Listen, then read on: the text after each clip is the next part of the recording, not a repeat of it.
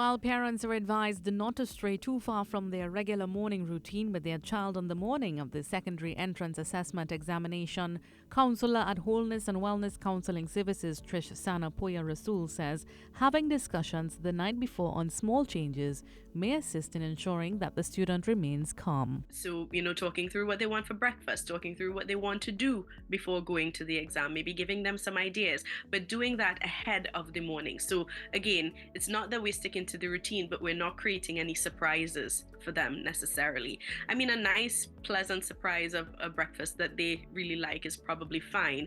But in terms of managing anxiety, because anxiety is the fear of uncertainty, right? So what we want to do is create as much certainty for them as possible. Ms. Poyah-Rasul says it's important to celebrate their efforts at the end of the exam. They're going into it with a lot of anxiety and they're coming out of it with a lot of anxiety as well.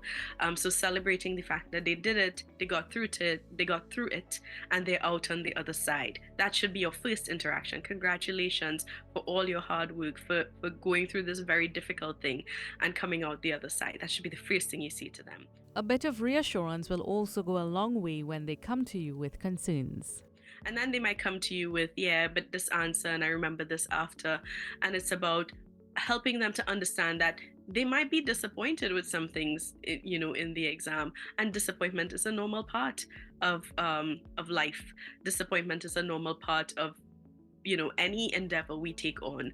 So kind of normalizing that disappointment. Yeah, it's kind of disappointing that you thought about that after, isn't it? Okay, so how do we move forward from that disappointment now? She says one way to help them understand that disappointments are normal is by helping them to point out the parts of the exam they were confident about. What were the parts of the exam that you feel you did well in? And helping them to refocus on that as well.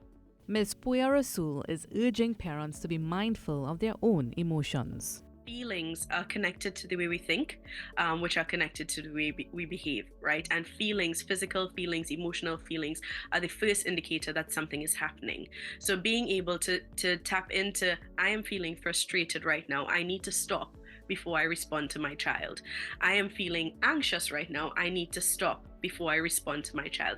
Just tap into that feeling and trying to take a moment, take a breath, take 5 seconds.